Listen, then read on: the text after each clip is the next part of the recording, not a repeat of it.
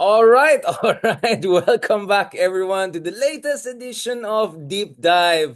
Kasama natin ito every other month kung may mga bardagulan na nangyari. We really have to have this very special guest, Sonny Trillanes. How are you, Tony? How is it? Kamusta, Senator?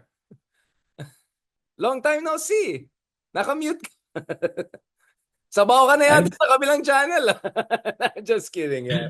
Listen. yeah, I'm good, Christian, and thanks for inviting me again dito sa ano mo podcast mo. Ayan, sabi ko nga sabaw ka nga, Christian na tawag mo sa akin. Okay lang yan. Tony, it's okay. It's Ay, okay. Richard, Christian Yes. ba sabi ko? Ha? Yeah. Sorry, Parang, sorry, sorry, parang Richard. ginagaya mo na Yeah. natin si Sir Ronald Llamas. Ang tawag ko nga sa tawag ko kay Ronald Llamas, justice, justice. Pati sa TV, nagkakalat na kami. No, but it's always good to have you. Oh, just to be Yeah, clear to thank people, you. nauna talaga yung interview mo sa kabilang channel. It's just that you were generous enough to give us time.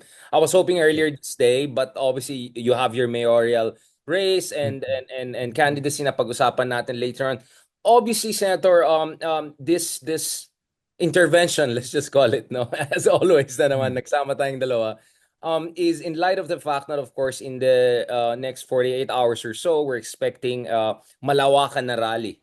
Ay magsasagawa ng mga supporters ng accountability when it comes to the abuses of Duterte. Ito yung Impeach Sara Yes. peace or prayer rally, no? Sa EDSA. Yes. Ito po yung January 31, 9 a.m. sa People Power Monument. So it is a multi-sectoral rally na focused solely on the impeachment of Sara Duterte. And if I may add, may tatlong reasons kami for doing this. Unang-una, para ma-elevate ulit yung narrative about the offenses ni Sara Duterte.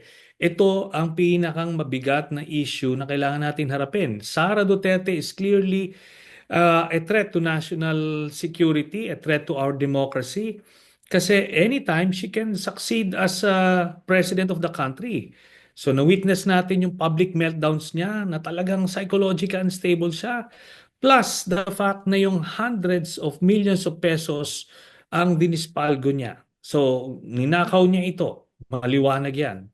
Ngayon, yung sa budget issue ay ano no, we have information and I can send to you yung mga screenshots about it Sure. na ito ay ginagamit ng pro-Duterte camp para i-push yung kanilang narrative for an ouster naman ni President Marcos and even impeachment. O ngayon, obviously, sino ba ang makikinabang niyan? And yun lang yun. We just, we have the evidence. Ngayon, hindi natin pwedeng hayaan na mangyari yan. Kaya we're trying to unpack the budget issue also, and hopefully we'll do that later para lang makita ng mga tao ano ba itong budget issue talaga. Mhm. Thank you very much for that, Sonny. No, again, just to put things into context, I've been warning for a month or so na i-hijack ng mga Dutertes, unfortunately, any genuine, well-intentioned effort ng mga kasama natin pagdating sa kritisismo nila sa administration. Not because ayoko makriticize yung administration, we have to do it, we have to hold them accountable. Yeah. But alam naman talaga natin na nakatenga itong mga Duterte at saka mga trolls nila to exaggerate or even twist or spin even a little hunch of or even a konting 'di ba, intimation of abuse or anything like that. And to be honest, Senator Trinas, I think the Dutertes have succeeded to a great degree, 'di ba? I mean, halos hindi pinag-usapan yung Quadcom, yung mga piatos ganun na trending lang nung Christmas time, nung trending lang nung last December. Halos completely shifted. Nakikita ko yan sa analytics. If now you talk about Sara impeachment, kumpara mo dun sa blind item ang tawag ko diyan, blind item na yan. Oh, the momentum has shifted. So siguro may mga kasama tayo na hindi natutuwa sa sinasabi natin. Ang point lang naman natin, I think both of us have been saying it, the hard truth is if Marcos goes down, we're not saying you shouldn't hold him accountable, But if Marcos goes down, the automatic beneficiary will be Sara Duterte as a matter of constitution and for political reasons because they're positioning themselves as the number one opposition in the coming elections, right, Senator? Yes, that's precisely it, Richard. Kasi ganito, um, itong impeachment, maliwanag yung mga issues nito. Sabi mo nga, last year, maliwanag sa atin. Ngayon, alam natin kasi nakargado ito. No? And we know also that the Duterte propaganda machine is it's much more cohesive and it's much more expansive than the Marcos administration na propaganda machine. They had Kaya, 6 years ahead long, di ba? I mean, yes. yeah, so Oo. kumbaga, ano yan, praktisado na yan eh. Oh. Yes, kaya nga they can create a mountain out of an anthill nga eh. Kasi remember, saan nanggaling itong budget issue na ito? Nung una, okay, I think let's unpack this, ano. Please, please, Una, please. ang sinasabi, yes, ang sinasabi yung PhilHealth issue, bakit daw siniro? Okay, valid yun, legitimate issue yun. If you want to criticize that, di tama lang. Ngayon, next yung DepEd na bakit ni-reduce. So valid issue din yun, ni-raise yun. Okay, but these are policy disagreements. Hindi yan pwedeng gawing casus belli for a coup. Hindi yan pwedeng gawing reason to oust a sitting president or impeach a sitting president. Hindi to impeachable offenses. 'Di ba? Ano lang, kumbaga sabihin mong iba lang yung priorities nung incumbent. 'Di ba? And you can criticize that. Now, itong biglang nag-shift ito a week ago, biglang naglabas itong sila Digong ng dokumento ng mga blank BICAM report. Suddenly, yun na naging experts na ng Senate procedures itong si Digong tsaka si Pete Ungab at Rodriguez. Yeah. oo, na hindi naman sila nakatungtong sa Senado. Itong si Ungab as the former Appropriations Committee Chairman, apparently, hindi niya alam, at nakakahiya, hindi niya alam yung proseso ng BICAM. Ngayon, ganito. Una-una, meron bang corruption dito sa blank item issue ng yung BICAM issue ng nila Digong? Meron bang corruption? Wala. We can rule that out kasi budget pa lang pinag-uusapan natin, hindi pa nagagastos. Regardless, kahit ibuhos mo lahat yan sa AKAP o sa DPWH, maaring skeptical ka na mapupunta ito but still wala kang smoking gun for corruption kasi budget pa lang ito, hindi pa nagagastos. So kailangan natin bantayan yung implementation. Kaya nga nung panahon ni Duterte, ng 3 years niya, I never opposed a single budget ni Duterte because there's nothing to see there. Yun yung kanyang, as the chief executive, yun yung kanyang proposal, yun yung kanyang resource allocation. Doon natin makikita yung sense of priority niya. But you can't find anything wrong there, or corrupt. There's no corruption per se doon. Kailangan mong bantayan implementation, which is another matter. Okay, kung walang corruption, next is kung unconstitutional ba ito. Ngayon, lahat ng mga advocates dito sa issue na to are unanimous in saying na yung enrolled bill ay walang blank items.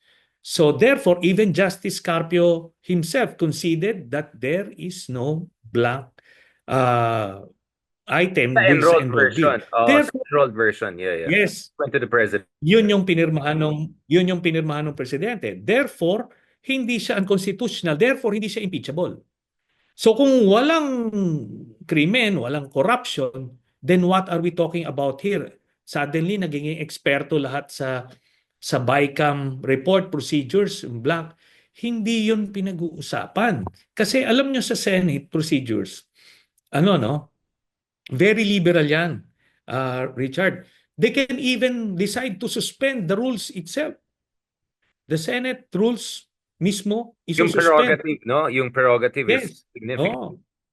because kailangan nila ng parliamentary tactics para ma-navigate yung mga obstacles so that they can accomplish the mission they have before them. So in this case, yung BICAM kasi, para lang magkaroon ng idea, yung mga kababayan natin, bakit nagko-constitute ng BICAM pagka hindi magkaparehas ang House version at Senate version, kailangan nila itong i-resolve through the BICAM. Ngayon, doon sa BICAM, ando doon po yan. Yung pinakita nilang blanco doon, I can remember when I was attending one of those BICAM hearings, ay meetings, meron niyang silang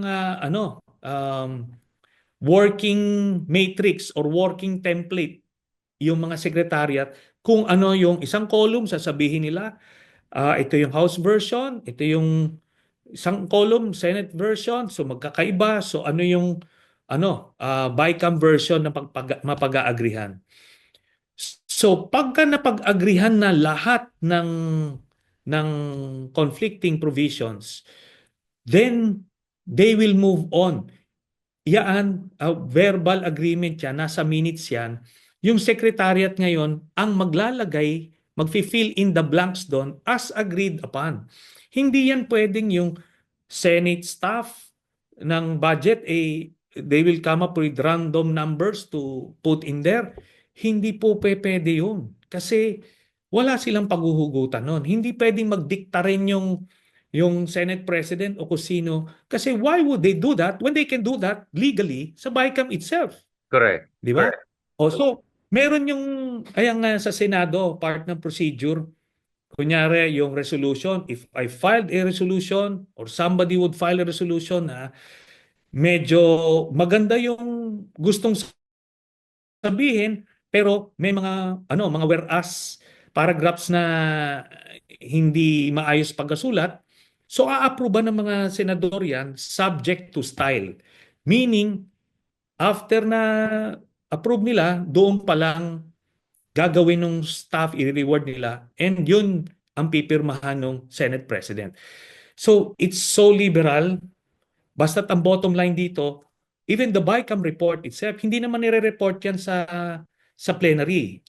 Yung BICAM chairman lang ng Senate side ang magre-report, sasabihin niya, ito yung napag-usapan, then they will vote on it. Kung ikaw, senador, naduda ka doon sa mga nangyari doon, then you can always object and request for a clean copy from the budget staff ng Senado. Bibigyan ka niyan. Doon mo re-reviewin. Pagka hindi ka nag-object, hindi ka nag-demand nito, therefore, nagbigay ka ng consent. So yun na yun. At yun naman yung, kumaga, ang enrolled bill, ito na yung post-ratification document. Yung BICAM report na sinasabi nila is a pre-ratification document which doesn't count. Kasi ano yan yung sinasabi madalas na yung BICAM daw is the third chamber kasi after daw ng BICAM whatever was decided on diretso sa Malacanang, hindi totoo yon. Babalik siya sa respective houses for approval finally nung napag-usapan para may incorporate na yung mga amendments na yon doon sa bill itself. So, it's procedural. I think the Supreme Court won't even touch it kasi mag-encroach sila sa jurisdiction ng legislature. So essentially, Senator, what we're saying is that obviously, yes, we had Justice Carpio on this show the other night lang and sabi niya, yes, walang sabit si BBM dun sa enrolled version, the final version. Kasi malinis yan, clear-cut yan. So what you're saying is that yung pinapakita nila Vic Rodriguez, just to be clear, ito yung mga tao na tinanggal ni Marcos, so obviously bitter itong mga taon to. Ang pinakita nila is just a snapshot of a working documents na pinag-usapan ng dalawang chamber. And what we're saying is that the way the Senate works, the way this bicameral works, yes, may mga working documents yan. Kaya minsan may mga blank talaga literally kasi you're gonna go back and forth, negotiate. So what you're saying is that so this is not just exaggeration. This is really falsification and fake news, right? It's not just making a mountain out of an anthill. It's making an asteroid out of an anthill. Yes, that's precisely it. At nakakalungkot dito, si Justice Carpio na mismo nagsabi, he basically cleared President Marcos dito sa issue na to, and yet, the way they are presenting it, doon sa kanilang posters ng invitation, ando doon yung mukha ni President Marcos na bibira accountable daw dapat lahat. Si President Marcos, si Duterte, sila ano. Siya na mismo nagsabi na hindi. So, alam mo, ano ito, unwittingly, nakakargahan sila nung So, Duterte the camp. one I saw is like gitna si Martin Romualdez na malaki. Tapos si Sara Hmm. lang and Bibi on the side. So yun yung parang, yun, which for Oo. me, di ba? It goes back yung sa the whole Tambalos-Los narrative, di ba? Which the Dutertes have been Yes. building on Oo. for quite some time. But again, just to be fair to the other side, ang point ko lang kasi, when I say other side, side din natin yan. Like other side within the same side. Um, but the thing kasi is, umamin din si BBM last December pa lang na parang may problema dito sa budget kaya sabi niya he might veto it or he will veto it. So it's not like walang recognition si presidente na may mga pagkakulang or may mga sablay if some would even say dun sa budget na yan. What do you have to say about that? Is it because the president was transparent enough to recognize that there are mistakes, or some would say the president was transparent enough but didn't do enough about it? And some were saying maybe the Zaldico removal. I was just in Bicol when it happened. People were saying maybe it's part of Malacanang saying, hey, baka ayusin niyo naman dyan. What I'm saying here, Senator, is okay. I understand where you're coming from. I actually agree with your version of this. And you come from Senate, you know how things work, and I trust Senator Riza Ontiveros among others who agreed to this. So, tatak na yan, certified. Ang akin lang is, nevertheless, we cannot deny na parang may problema dito sa budget na yan that even BBM had to admit that he had to veto it or at least consider vetoing it. What do you say about what do you have to say about that angle? Because I think that's a fair angle for us to explore. Which is part of the process, which is part of the powers of the president to veto yung mga items na hindi siya in agreement with, 'di ba? So part ng trabaho ng legislature to make amendments, pero may power yung presidente to veto that, and that power was exercised. So ang tanong nga dito is since walang corruption issue, kasi nga hindi pa nagagastos yung pera eh. Budget pa lang ito. At walang unconstitutional na nangyari, therefore walang impeachable offense nangyari. So, why are we elevating this issue to the level of the impeachment offenses ni Sara Duterte? 'Di Because ba? of And false equivalence. I think, yeah, honestly, I think what's happening here is, ang sinasabi ng mga kaibigan natin, or ang in-imply dito is, parehas lang naman eh. Duterte, ganun din. Marcos, ganun. Parang ganun. Actually, if you talk to the average Juan de la Cruz, parang ganun ang sasabihin eh. Parehas lang palang kurakot lahat eh. Which, for you, is dangerous. Right? Kasi you're creating a false yes. equivalence here. Yes, and at this point in time, we cannot generalize. Kailangan natin specific. Kung may issue ka ng corruption, name the amount, magkano ba yung ninakaw.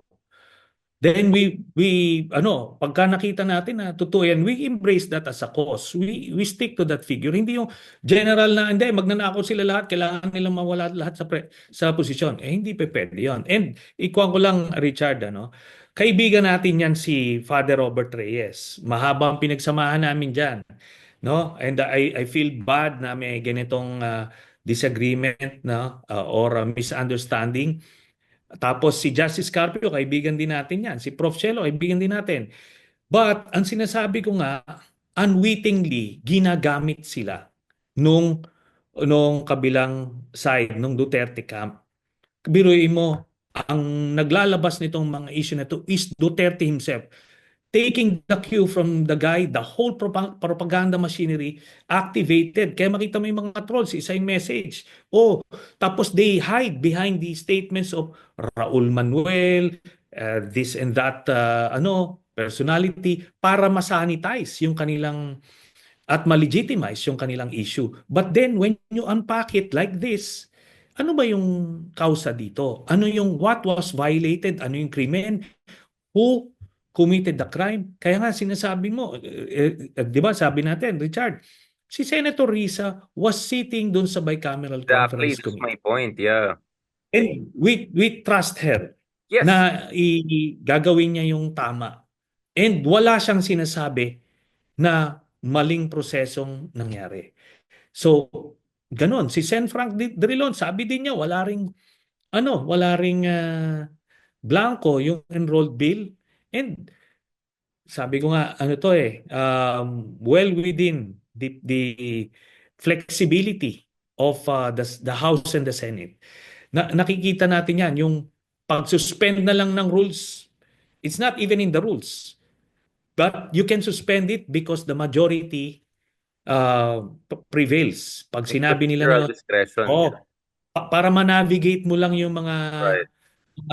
legislative obstacles, they exercise, ito yung mga tinatawag na mga parliamentary tactics Right. na kailangan. Oo.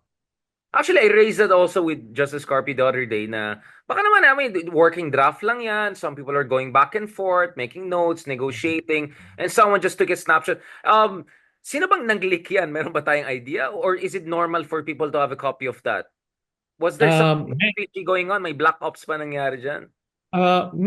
ganito kasi, no? Palagay ko hindi naman na-leak yan kasi they didn't think much of it kasi yung BICAM report hindi naman yan siniseryoso, verbal ang presentation nito, ang report nito sa Senado, sa plenaryo, hindi yung some document, wala po yan. Ngayon ganito po nangyari dyan, ano? Yung BICAM sa sobrang minsan natatapos siya madaling araw, mga alas 4, alas 5 ng madaling araw. Tapos, ang importante sa kanila, pag napag-agrihan na nila, and it's in the minutes, no? Yung tinatranscribe sa TSN, ando doon na kung ano yung mga figures na conflicting na na-resolve.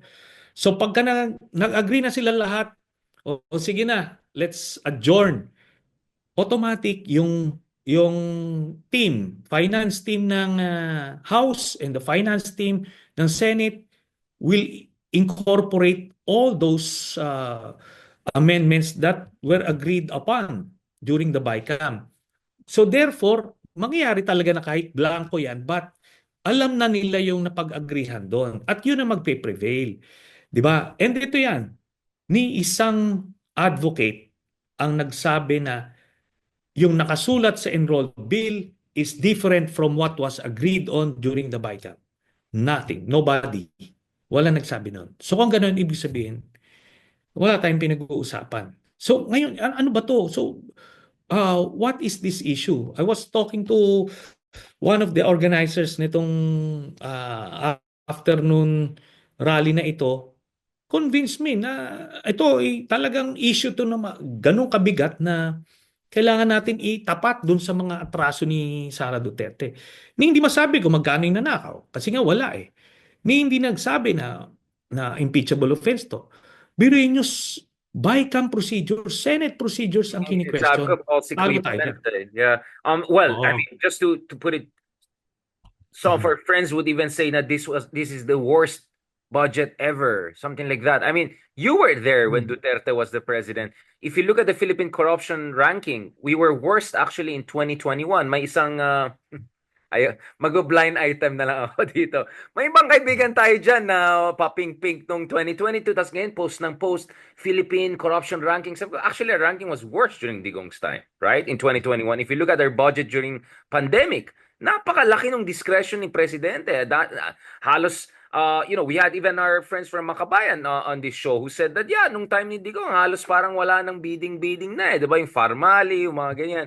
Can we just remind? Kasi again, I think okay, I think some friends may have jumped the gun in a sense that parang wait lang. Before we make big judgments about BBM, let's just not forget what was happening just few years ago during Duterte. Well, Justice Carpio, I know where he was during Digong's time. A lot of us, we were holding the line in our own ways. Yung iba, hindi ko alam. Yung iba, biglang lumitaw ngayon. But just to remind people, is this really the worst budget? Wasn't it so much worse during Digong's time? Yung mga ganyang labels, alam mo na may propagandang may propaganda machinery na nagano kasi nililabel na eh. Para ngayon, worst. Ulitin mo 'yan, people will actually believe it. Pero alam mo pag nagsabi ka ng worst budget, worst or the most corrupt budget, ano yun eh, parang nagre-reflect badly sa yun kasi you don't know what you're talking about. Kasi ito budget, wala kang makikita dyan na ano,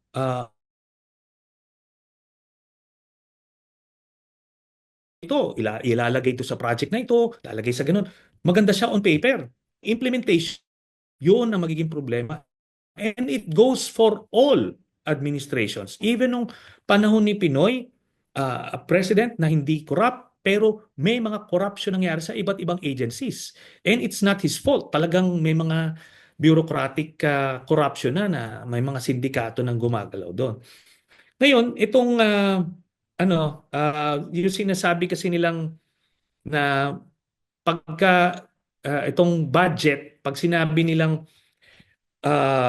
most corrupt na parang ano yung basis kasi natin, di ba?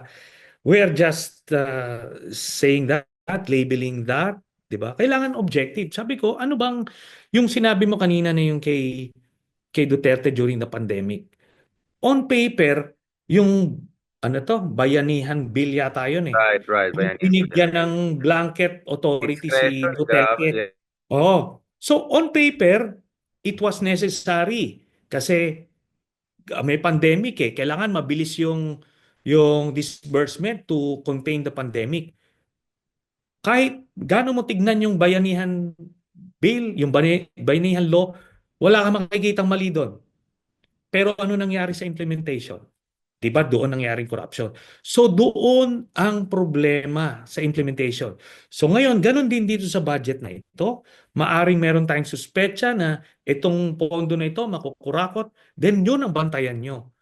Until that happens, you cannot speculate or you cannot assume that there is already corruption. So what you're Yun. saying is that hindi lang yung formulation, hindi lang yung on the paper version. If you really want to check corruption, look at it. Kumbaga, look at the whole, ano, 'di ba? Downstream, 'di ba? Kung saan mapunta ito. At tuloy-tuloy dapat yung Oo. scrutiny na yan. Just to be clear, I-cite ko lang, Richard, ito please, Senator. One of the programs being questioned, 'di ba, yung mga ayuda. AKAP, yeah. Yung tupad, yung mga ganon. Ayuda in general. Remember nung natapos yung bagyo sa Bicol, nagbigay ng tupad si Senate President Chis Escudero kay Vice President Leni Robredo para sa Naga. Ginamit nila yon to clean up Naga. Marami nagkatrabaho at the time na walang pera. So nobody raised an issue about that. Nung panahon ni Pinoy, ganon, may cash for work program na ginawa. Yan na yon, yung extension ng tupad nung Yolanda. Kasi now devastate yung kabuhayan doon. So the government needed to intervene at sila yung mag-provide ng work. Sila yung naglinis nung ano doon, nung debris doon sa Tacloban and the whole Leyte province. Cash for work yun. It's the same. Ito yung tupad na kini-question nila. 'Di ba? So alam mo yun, hindi yung program per se yung problema. If you're saying ginagamit siya ng mga politiko, ako, I agree. Yung kalaban ko dito sa Caloocan, maraming siyang tupad, maraming akap, pero I don't mind, I don't criticize that kasi nakikita ko na mga taga-Caloocan din yung nakakatanggap. Yeah, Di nagbe-benefit ba? ng tao. O ngayon kung gagamitin niya yun, sabihin niya, o sa akin galing yan. Ngayon kung boboto siya nun, okay na sa akin, importante na nagkaroon ng wealth distribution mechanism. Kasi pag tinanggal natin itong mga ito, saan to mailalagay? Sa infrastructure projects? Saan ba? 'Di ba? In a cynical world, wala kang mapaglalagyan ng pera na yan na masasabi mong hindi yan gagalawin ng mga corrupt. 'Di ba? Kung tatanggalin mo yan sa yung ayuda na yan, yung wealth distribution mechanism na yan, ilalagay mo sa infra ulit, babalik mo, may problema ka na naman. So, where do we go? Kaya nga kailangan natin bantayan. Kasi I know of politicians, senators, na ginagamit ito judiciously, na talagang may mga nakikinabang. Yung unscrupulous, na nagkakat sila doon, sila yung bantayan natin at maparusahan. Similar to what happened dun sa Napoles pork barrel scam. Senator, what about the angle of the budget doesn't give the constitutionally mandated amount to the Department of Education at kung ano-anong ginamit PMA. I mean, just to be clear, you're not the spokesman of the administration. Like, let's be clear, ha?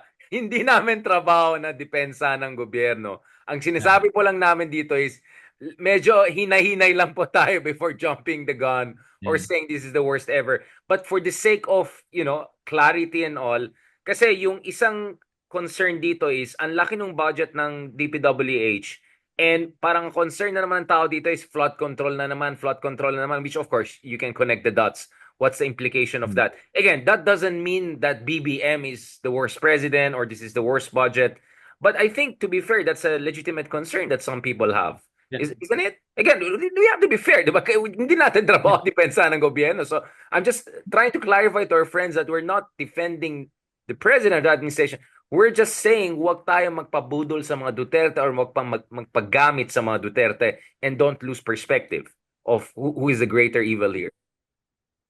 And ano no, yung mga flood control projects, yun na ngayon na veto ng presidente, which was part of the process and part sa kanyang ng yung veto powers niya. So na-veto 'yon. Okay. Ngayon yung sinasabi na na what's this other point na Sa ano yung education budget isang na hindi yes, umabot. yung sa education Yeah, yeah. budget. Yung sa education budget, um, nirecompute nila, sinabi nila, siniksik yung PMA, siniksik lahat. Technically speaking, education siya. Ngayon, you can split hairs, you can nitpick. Kung hindi ka na-convinced doon, then file something sa Supreme Court. Then watch out. Wait for it kung ano magiging ano nila. Pero sa ngayon, na-recompute nila and mas lumamang yung education. Ngayon, ang bottom line natin dito, are these issues equivalent to the Sara Duterte offenses na grabe yung mga Mary Grace Piatos, yung daang-daang milyon, magkaning safe house per day, etc. Tapos itong Awards, mga mga awards. pro Duterte na retired generals hindi man lang nagko-call din ng ouster or removal or resignation ni Sara Duterte. So doon mo makikita na kargado ito. This is a propaganda operations at play. Kaya yun nga na ano lang. It's just unfortunate na nasa-sanitize yung kanilang agenda because of the well-meaning personalities na nangunguna dito sa issue na ito. Sana hindi nga magpagamit. Was it important? Kasi ito yung ginagawa ko na, was it important to always put the caveat na, okay, ito yung mga concerns natin, X, Y, Z, pero of course, wag natin kalimutan yung Mary Grace Piatos, wag natin kalimutan yung budget ni Digong. Hindi ba dapat ganun sana yung approach ng ating mga kaibigan? Just to be, yun yung parang judicious approach, no? Kasi yun nga, obviously everyone has a right to criticize and I think there are things to really criticize about this administration. But then again, feeling ko lang kasi nawawala na yung caveat. And at the same time, Senator, I think political momentum also matters, right? Kasi cornered ng mga Duterte just a few weeks ago as we were heading into the holiday season. But now, parang may second wind sila. And part of that second wind is, of course, again, no surprise, we saw this coming, yung so-called peace rally, million strong. I don't know how they calculated 1,287,861, whatever. But I think people should have received the message what's going on here, right? That what's happening here is that you're trying to change the momentum, if not intimidate those people who want to hold Sara Duterte accountable. What do you have to say, by the way, about the peace rally? Do you think that had the chilling effect? Or do you think at the very least that should have made some of our friends a little bit more judicious na, wait, parang I think we know what's going on here, right? Na pinapalitan yung narratives, grand narratives, and diskurso sa ating politika. I mean, these are the things we have been warning since last year pa, di ba? I'm totally unshocked, but I'm still wondering like, bakit ganyan? Bakit ganito tayo ngayon? Why are we, bakit parang we're just going with the bamboo, right? Whichever direction of the wind goes, and it's like the opposition is easily being split between different sides. And ikaw, first of all, what is your take on that, Senator? In the so-called peace rally and the effect? Siguro unahin ko muna, Richard, yung sinabi mong kailangan magbigay ng caveat. Ang problema kasi rito, pag may propaganda operations na at play, iko-quote ka out of context. Itong part lang na ito ang ikukuhanin sa'yo, and they will use that, they will take advantage of that to the hilt, di ba? Na itong sinabi ni ito yung sinabi ni ganito na hindi identified sa kanila. So nga naman, yung mga nasa gitna, medyo nasa sway sila, akala nila talaga legitimate at na-amplify nila ito much more than the normal news items. Kasi they can amplify a small issue, a small statement eh. So yun ang no amount of caveat will be able to change that. Ang pinakaano sana dito is take a pause. You unpack or dissect the issue by yourself. Ano ba itong BICAM report issue na ito? Where is the crime? How much was stolen, if any? Ano ba itong issue na to? Is this something that we really need to elevate sa level nung impeachment ni Sara? Dapat sila sa kanila yan, hindi yung suddenly maraming views pag sinabi ko to, hindi nila alam kargado nung DDS sa propaganda eh. Yes, I Di think ba? I think Ganun yun. malalaman mo sa tenure at cadence ng comments kung what's going on there, right? Maybe Yeah. bago lang sa social media world pero tayo na medyo Yeah. veteran. Yeah, you're right. I think kargado ito yung Mamamonitor best mo. way to put it. Yeah. Okay. Now, going to the INC rally, sabi ko nga in a democratic space, these sectors will try to influence public policy. O, yung INC, they try to influence public policy by saying, ayaw namin, impeachment. So ngayon, depende yan kung magpapaapekto yung mga mambabatas natin at yung Marcos administration. In the same way na nung 2013 elections, yung Catholic Church, nag-flex din sila, yung team patay, team buhay. So talagang nag-assert din sila to Sorry, Phil. influence, Sorry. to influence the whole policy environment. So it's just fair game. So in the same vein, itong aming pagkilos sa January 31, 9 a.m., ito rin yon. This is to show na kahit hindi kami kasi laki nung INC rally, but meron pa ring boses. And we will still try to um, raise these valid issues and more important issues na kailangan marinig muli ng taong bayan at maka-impluensya doon sa mga mambabatas natin para matransmit na nila sa Senado yung impeachment. Sir, Mm. I want to ask also a little bit about the new Trump administration. Marco Rubio is officially the Secretary Yeah. of State. I want to slightly ask you about that. But before going there, we want to end on a more positive note on this, diba? So I think medyo na-clarify na po natin. May kind of points of difference tayo with our good friends, no? Including a lot of other fellow regulars dito sa little show natin. But the message we want in Friday is some sort of a unity, right? Na lahat naman tayo, whether actually never Marcos ka or never Duterte, whatever, ang gusto lang natin never trapo, right? We don't want dictatorship, we don't want corruption. All of us want the same thing, maybe just different tactical or strategic outlook. Senator Trillanes, how important is for these different groups, despite disagreements or despite differences in terms of strategic or tactical priorities, to come together? And exactly where is the venue, and is there a program? Is it supposed to be the whole day, just for people to have an idea? Kasi I think maraming interesado dito, but the thing is parang nagsi-circulate lang itong mga to in certain silos eh. So we want to make sure that everyone has a chance to know about this rally and also to show their unified interest in good governance and good Philippines. Yeah. Okay.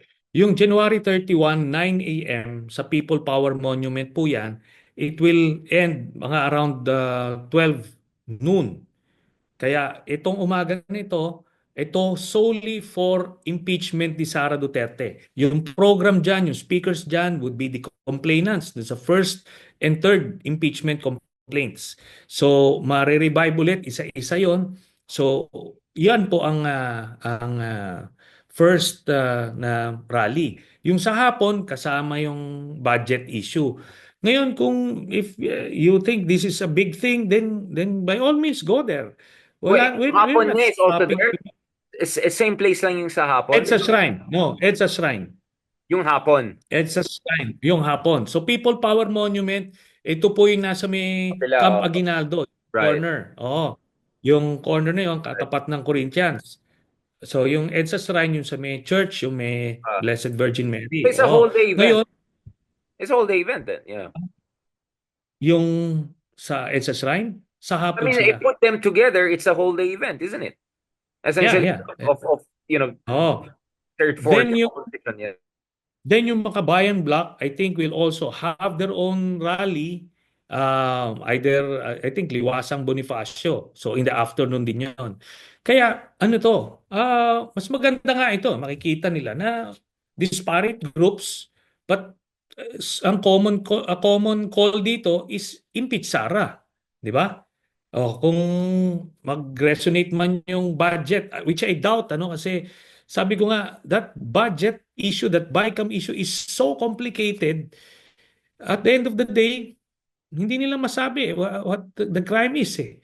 Magkano yung ninakaw? Wala eh. It's procedure ng Senado. Sabi ko, talo kayo dyan kasi hindi pakikialaman ng Supreme Court yung proseso ng Senado. And just to be clear, at least the difference here is that yung peace rally was a bit ambivalent. Like we agree with the president to disagree with, like, at least ito, klarong-klaro what Yeah. people want, no, which is accountability on something that the Quadcom hearings, among others, exposed. And these Quadcom hearings were composed of many people from different sides, not to mention also Risa cross-examining yung ano yung mga book projects ni Sarah, yung libro niya. Ating Yeah. kaibigan niya, yung mga ganun. All right. So again, it's just a good reminder for people on that front. Now, on the last part of our discussion, Senator, well, actually, I have to also ask about it. So, eto na, patapos Chinese New Year na tayo, kung Fatchoy.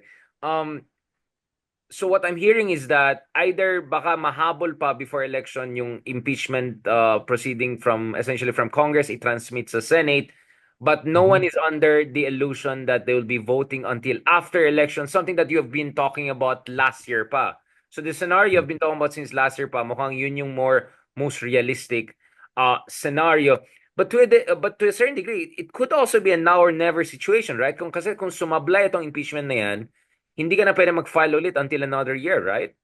So you just have to Yes. drag it until the right conditions are there and then push it to the next level, right? So could you just lay out I don't want to use the word blueprint kasi mukhang conspiracy, but the mechanics just in case. Okay. So ngayon, Richard, there are three scenarios. One is ibabasura yung impeachment complaints. Pangalawa is itatransmit itong impeachment complaint before the elections, whether February man yan or anytime during the campaign period, para sisimulan yung trial nitong Senado na ito.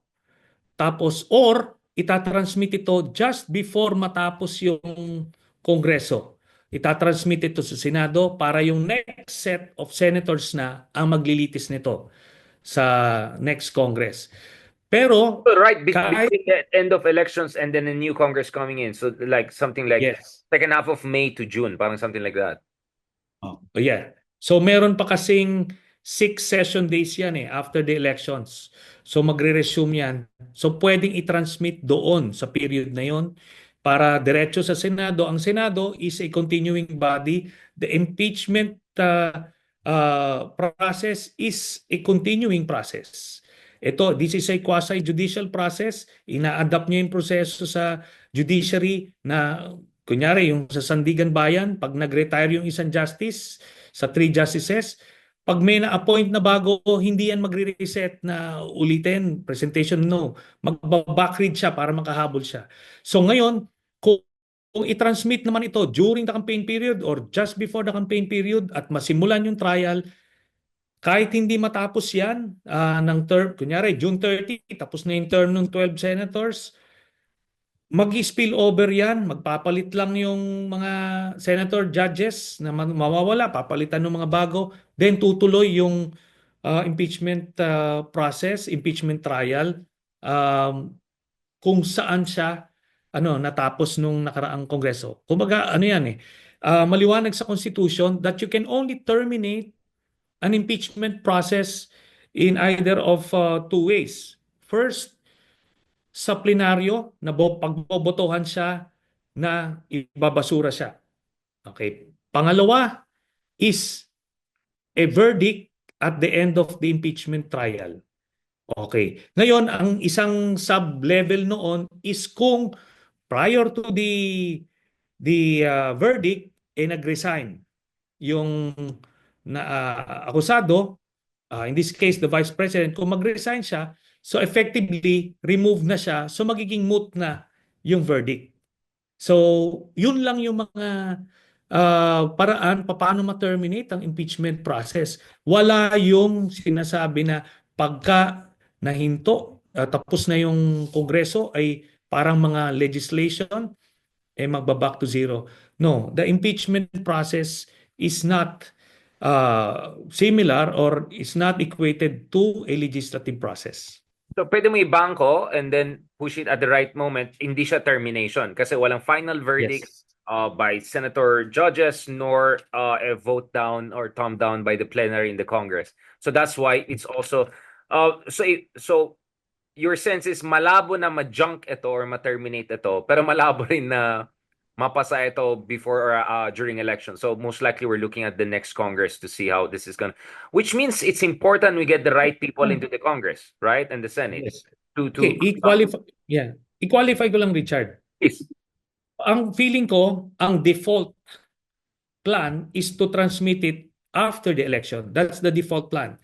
Now, if there is some trigger, some event that would trigger the immediate transmittal of the impeachment complaint to the Senate, then mangyayari pa rin siya. Nakita naman natin how fluid yung political environment natin minsan, how volatile it is Minsan biglang ganun We can never tell. We can never rule that out. Is it volatile enough for us to worry that there could be like RevGov, proto-fascist, crazy people doing crazy stuff? The reason I'm asking is because, Senator, you have had many experiences in, doing some extra constitution.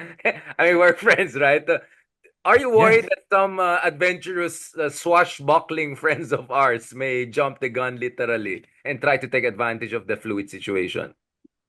Yes, I am worried about that. Sabi ko nga, coming from that world, ano yan, you can never underestimate these things. Nakita ko, very loud yung chatter sa mga PMA chat groups at itong mga retired pro-Duterte generals are trying to influence yung mga lurkers. So hindi natin malaman, hindi natin masasabi kung may isang active colonel dyan o general na tipong, o nga, tama itong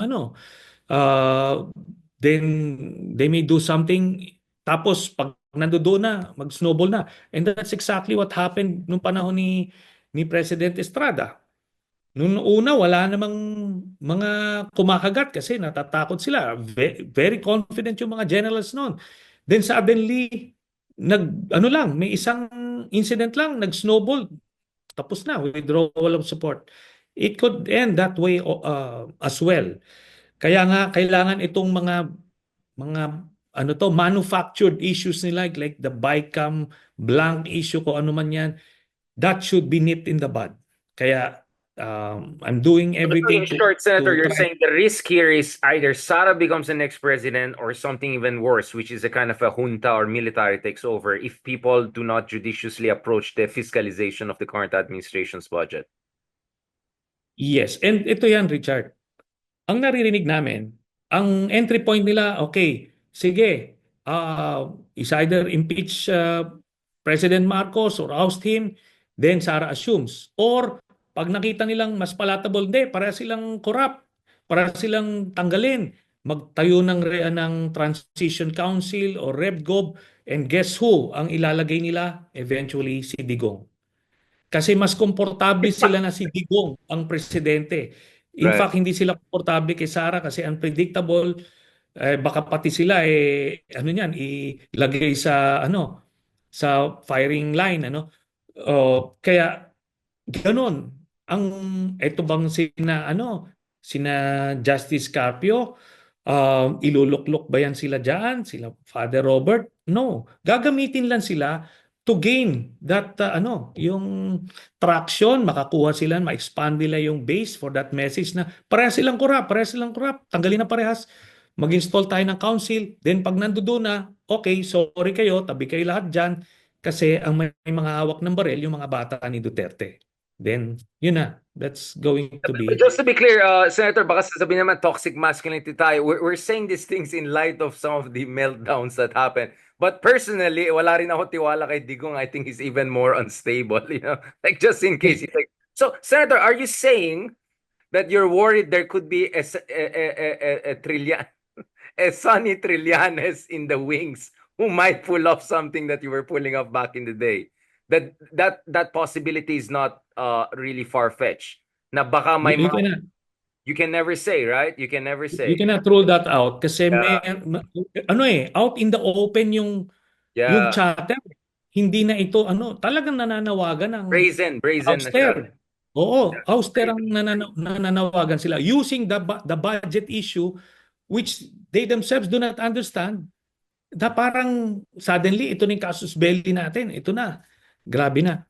So nakikita natin yon. And very, very dangerous yan. Kaya nga, itong ating mga kaibigan, hopefully, ma-realize nila na hindi natin sinasabi na pro-Duterte sila. But, sumusukob sa kanila eh. Sinasanitize yung mga plot nitong mga Duterte. But if Mm. there's one thing we have to say, so thank you so much, Senator Trinas, for clarifying that. Kasi parang last year we were not as worried. Pero okay, I'm getting more and more worried about this possibility that another Sonny Trillanes might pop up somewhere. Like, you're more than enough, right? Like the same way there's more than enough of me, right? Like, wag na Yeah. natin dagdagan yan. But on a serious note, if there's one thing though that has been moving in the direction of accountability is that nag-hemorrhage din numbers ni Sara, di ba? She's only plus 21 net satisfaction rating per fourth quarter. So, mukhang yung Duterte magic has taken a significant punch and hit. No? I don't know about Digong if he's really in a position to lead the junta or presidency. But Sara, bata pa. May future pa yan. May balak pa yan. She has made it clear. Yeah, she will run for 2020 if she can. How are you seeing the fact na nag-hemorrhage yung numbers ni Sara Duterte na she's just at plus 21 when her father would be plus 80, plus 90, when Binay would be plus, I don't know, 50 at this point. Robredo, ibang kaso yan kasi she was really isolated and bludgeoned. But Sara Duterte, for her to have such a low satisfaction rating, what is that telling us? Maybe indeed the political wind is shifting in a certain direction after all. And that's a very positive development. Ibig sabihin no, nagigain na ng traction itong mga narratives, itong mga balita. And hindi ito fake news, ito yung mga totoo. Itong mga ginawa nilang corruption sa DepEd tsaka sa OVP, edi maganda 'yon. But we will have our own survey within the next few weeks. And makikita namin kung anong itsura nun. Now, yung sinasabi yung kay Duterte to lead the that RevGov o Transition Council, kasi siya yung nagpa-plot eh. Sila yung mga tao nila yung gumagalaw. Kaya hindi naman si Sara kasi si Sara is an isolationist. Paano siya ilalagay diyan? Hindi naman siya yung hindi man sila yung nagpaplano. Kaya yun. Speaking of isolation, this is the last part of our discussion. Now, Yeah. obviously, whether it's Marco Rubio, whether it's Pete Hegseth, whether it's Mike Waltz, I think all of them have been saying the right thing in terms of reassuring us of our alliance and all, no? And dapat China focus, regional focus. Elbridge Colby will lead the policy at the Pentagon, the same thing. Nevertheless, I want to ask you this kasi kanina yun din ang discussion natin sa UTAC Forum, Usapan Taftan Katipunan with sila Justice Carpio and Yusek Malaya and Commodore Tariela and Colonel Padilla, this idea that dapat ba mag-worry tayo na baka that this Trump 2.0 could be a little bit more isolationist than we want? The reason I'm asking that is on one hand, see Trump, since he has returned to power, he constantly talks about, wouldn't it be great if we just make peace and talk together? And then yung TikTok, wouldn't it be nice that TikTok will stay wonderful? And then more worrying, actually lang nagtag sa akin ay yung members ng Biden National Security Council just the other day on TikTok. The new guy who's in charge, si Briers sa Pentagon ng Southeast Asia, he has been openly arguing for kind of a grand bargain, or at least a bargain deal with China, kung saan sabi niya, to quote him, what the US should do is to look for a cooperation spiral with China, kung saan daw i-withdraw ang US yung mga EDCA bases, yung mga missile systems like Typhoon, in exchange for China doing less bullying and patrols in the West Philippine Sea. Hindi ba worrying medyo yung mga ganitong statements coming from people are playing now a very important role? These are libertarian folks who are playing a good top position in Pentagon nowadays.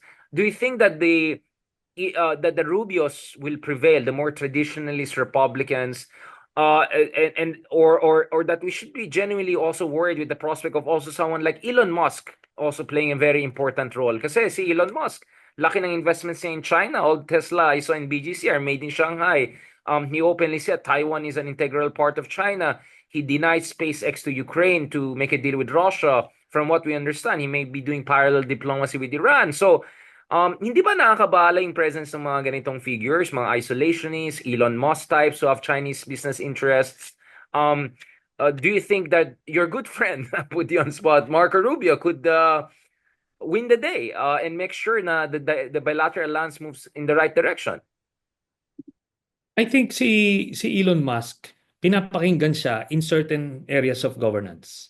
Pero dito sa parte na yan, palagay ko magpi-prevail yung State Department, sila Secretary Marco Rubio, kasi heavily invested na sila diyan. Ang red line nila diyan is Taiwan. Kasi talagang masisira yung decades long na alliances na binild nila, no? Because pag pinabayaan mo na yan, di yun na yun. Ngayon, I think ito kasi si Trump, medyo na nag-overcorrect siya eh. Doon sa Exactly. mga previous na and maaring yung iba welcome na mga moves yan, yung parang practically parang new sheriff in town, in town yung dating eh, na pagka hindi mo to ginawa, gagawin ko to. So binubuli yung mga That works siguro, that may be working now. Pero pag dumating yung panahon na ang US ang hihingi ng pabor, lahat ito ay babalik. Magkakaroon ng mga lang leveraging using yung mga ginawa nilang mga moves early on. Kaya sana kung hindi siya mag-overcorrect, kung siguro yung mga initial moves okay na siya doon, then let the bureaucrats take over. So yung long-standing or yung strategic foreign policy positioning ng US ang magpe-prevail. Kasi pag yun sa tanong na who prevails, sila Elon Musk or Marco Rubio, it's Trump who will prevail. So kung anong maisip niya paggising niya ng umaga na yon, Last whether whisper it's this year, yeah. whether it's the side ni Marco Rubio, yun. But I feel dito sa foreign policy aspect ng governance, medyo nagde-defer siya kay Marco Rubio, especially with how he performed nung confirmation hearings. Talagang pinakita niya yung expertise niya in every corner of the world. Kahit na anong Philippine US conflict. history, Duterte, like everything. Parang ikaw Yes. narinig ko. Is that something like yung level of familiarity niya sa Philippine politics was incredible. Yeah. And meron siyang mga advisors na nakatutok sa Pilipinas. Kaya naman, hopefully natin mapapangalagaan yung interest natin diyan sa mga Yeah, I just wanted to ask about that kasi in fairness, I think Justice Carpio and a couple of other people would say something like Hindi, syempre, nakakabaling yung sinabi niya sa Greenland na binubuli niya yung Denmark ang naalay, binubuli niya yung Canada, Panama. Well, may pagka-Monroe Doctrine yan kasi Western Hemisphere lahat ng pinag-usapan natin. So, of course, it doesn't look like a sheriff in the town. It's more like the new cowboy in the town. Parang primeval American Netflix.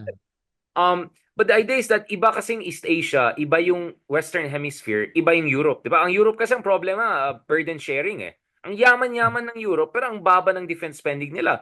But tayo, we are doing our best, right, Senator? But I'll say one issue I also had with the budget of BBM is that kinaltasan, not BBM's budget, but the budget that was passed, kinaltasan yung modernization natin. We were asking for 50 billion pesos.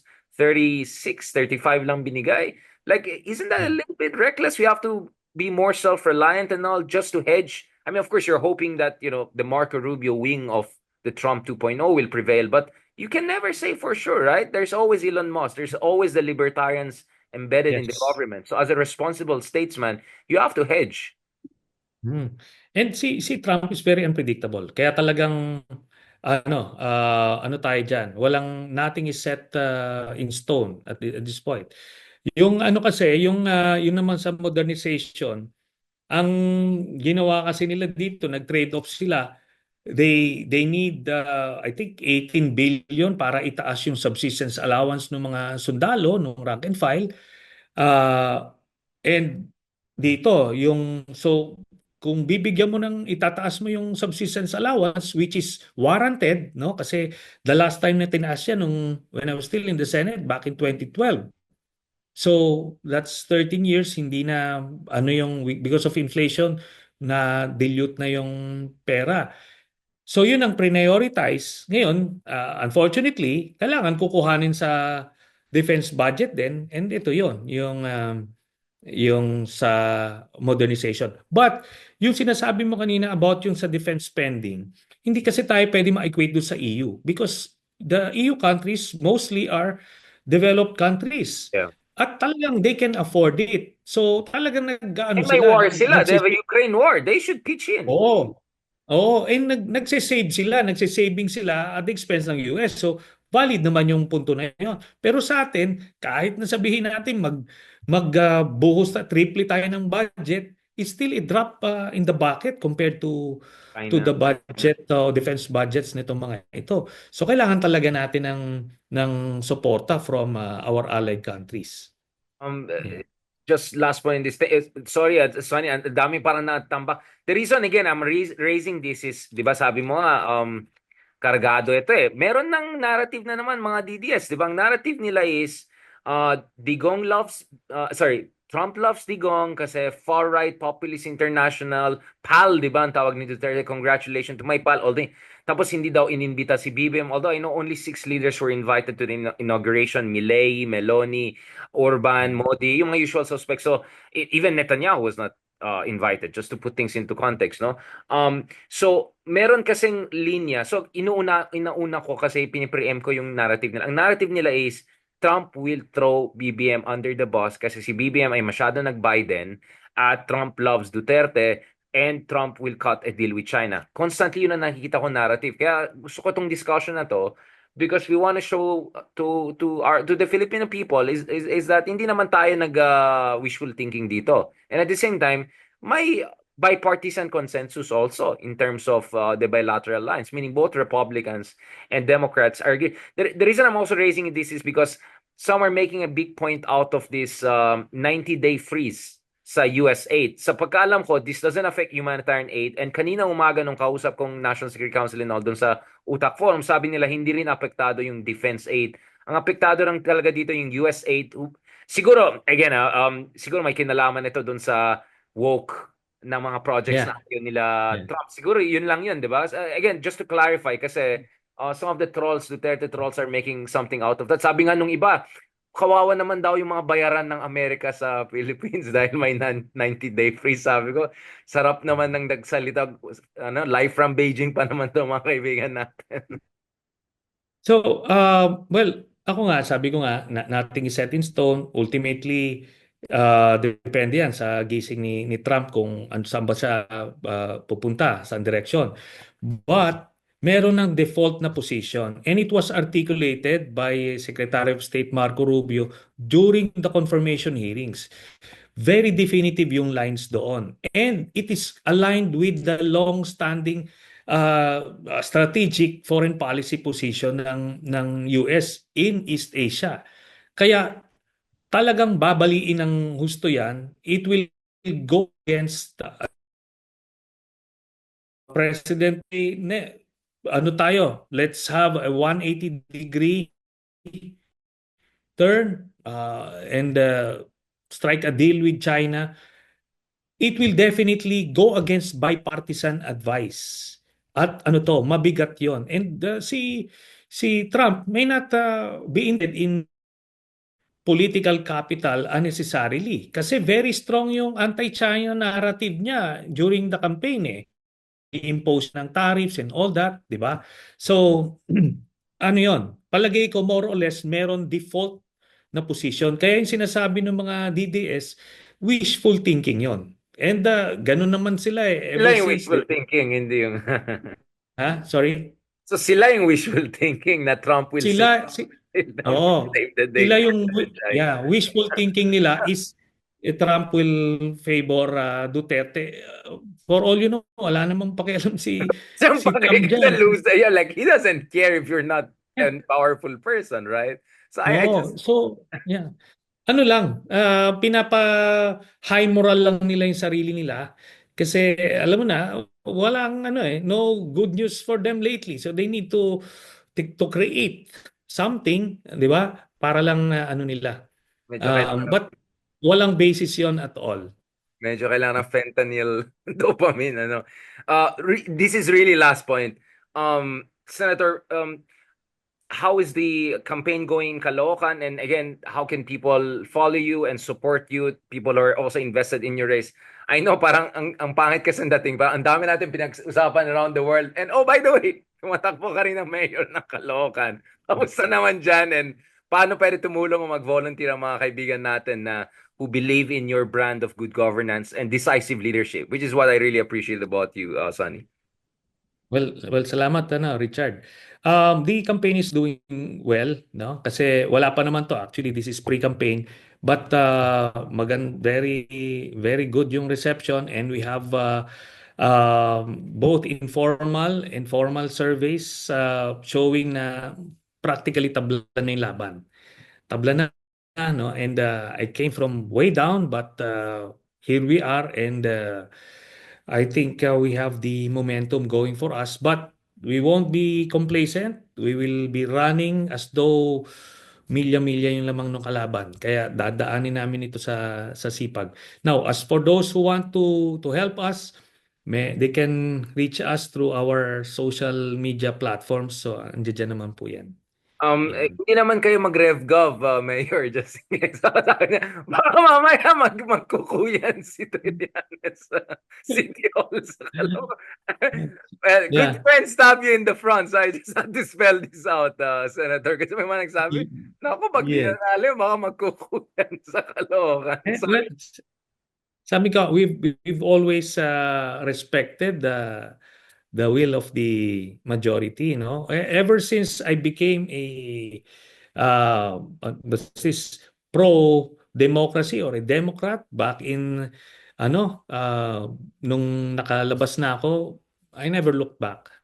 Di ba? Actually, we have to do in person na lang dun sa journey mo. Kasi every time we talk about democracy, someone joke, hindi ba ito yung 3 beses nagkuplat? Sabi ko, well, siguro magkuplat yan sa Caloocan. May supporta rin dyan. Mag-RevGov sila dyan. So may advice ka sa mga kaibigan natin na genuine opposition na siguro unwittingly naging enabler or unwittingly tinulungan yung propaganda machine, unfortunately, ng kabila. I think you have made your point also very clear that the greater evil or the threat to our constitutional order is really from the side we have been talking about. I know also that I'm sure people in the government are also watching our podcast and all, and they're looking at our discussions.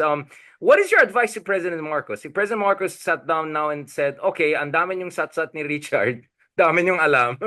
Okay, anong gagawin natin ngayon? What should BBM do or what should he avoid doing in the coming months to make sure na hindi mangyari itong RevGov at hindi talagang i-weaponize at i-hijack ang mga Dutertes ang mga legitimate democratic exercise of scrutiny and budget fiscalization. Well, si Duterte kailangan i-turn over sa ICC. That's one. Pangalawa, i-impeach si Sara Duterte. Pangatlo, i-address yung mga legitimate concerns ng genuine opposition na kung ano man itong mga nakikita nilang misprioritization ng education sector and ayan, PhilHealth. So, i-correct yan. Kaya naman i-correct yan eh. Then, iwasan yung mga bulilyaso, mga unforced errors, ika nga. Then finally, kailangan nilang palakasin yung Communication. kanilang communications group. Kailangan front and center ito sa issue. Hindi dapat reactive. Kailangan pinapaliwanag. Kailangan na-anticipate nila where the propaganda machinery of the Dutertes are going and coming from. Di kailangan mako-contain nila kagad yon. Kasi nagiging reactive and passive even. Makita mo tong BICAM issue na ito, there is no cohesive or organized response. So it's just a one statement from Malacanang and that's it. Samantalang yung kalaban, sustained yung kanilang bira at iba't ibang talking heads ang ginagamit para makalat nila yung kanilang manufactured issue. So, kailangan talaga yung communications group nila ay dominating Right. sa ganito. As was it Roy Con advised to the young Trump, 'di ba? There are three rules in politics: attack, attack, attack, right? Like dapat siguro wag mo Yeah. hintayin yung kalaban mo, you attack, you take the initiative all the time. Offense, yeah. Ah, Offense is the best best defense. defense. Exactly. Ah, That's what always Team Brazil used to say in World Cup until hindi na sila nanalo. But anyway, thank you so much, Senator Trillanes. Buti nga game ka, no? I mean, grabe din sabi ko, baka magkuyan. No, but thank you so much. I know medyo mabigat na mga yeah. diskusyon nito. I hope people normal naman magkakaroon tayo ng disagreements. I mean, this is spirit of democracy, di ba? We can have same goals but different tactics, even sometimes different strategy. But we have so I hope people don't take it against you or against me or against some of us when we just emphasize certain points. So I really appreciate that, Senator Trillanes. And yes, you're correct. Campaign preparation. Sorry, officially hindi pa nagsimula. Kung Fatsoy, have a happy new year and talk to you soon, Senator. Hopefully in person. Gusto rin namin i-cover yung once your campaign starts in Caloocan para ibang topic naman. Salamat, sir. Sige, happy Chinese New Year, Richard, and see you. See you soon po. God bless.